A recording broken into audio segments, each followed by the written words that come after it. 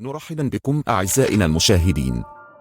نحن سعداء بمشاهدتكم في هذه النشرة الإخبارية المفصلة لهذا اليوم، وهذه الأبرز عنوانها. نود أن نطلب منكم الإعجاب بالفيديو والاشتراك في قناتنا للاطلاع على كل جديد. والآن إليكم التفاصيل.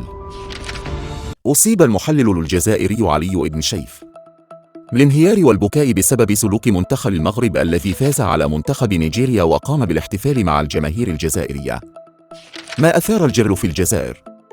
وأعرب المحلل بحزن شديد عن امتعاضه من رفع اللاعبين العلم الجزائري وما يمثله ذلك للجزائريين، حيث كان يدعم المنتخب المغربي في جميع البطولات التي يشارك فيها لأنه يعتبره ثاني أفضل فريق يشجعه بعد منتخب الجزائر.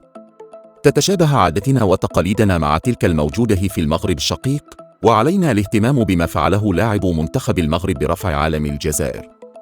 أين المحللين الجزائريون الذين يتطاولون على المغرب ويدعون أن المنتخب المغربي يقوم بتنفيذ مؤامرات ضد الجزائر، وهذا يشوه صورتها في بطولة كأس الأمم الإفريقية للناشئين؟ إلا أن هؤلاء الأطفال المغاربة الذين رفعوا العلم الجزائري وأدوا نشيدها قد أظهروا للعالم بأن الإعلام الجزائري يستخدم طرقا غير أخلاقية للتحريض ضد المغرب. وعلينا أن نعترف بأن المغرب لم ولن يتطاول على الجزائر، بالعكس نحن ندبر تلك الأمور. إن لم أكن سأمنح وساما، فلا شك بأني سوف أقدم الدعم والتشجيع لهؤلاء الأطفال المغاربة الذين فعلوا المستحيل لرفع العلم الجزائري، في حين أن الجزائريين يخشون قيامهم بنفس الأمر بسبب نظامهم الحاكم.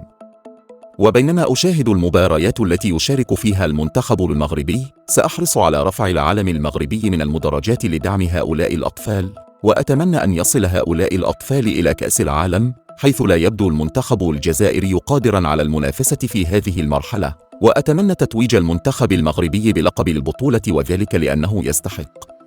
وبهذا ينتهي نشرتنا لهذا اليوم. شكرا لكم على المتابعة. مع السلامة.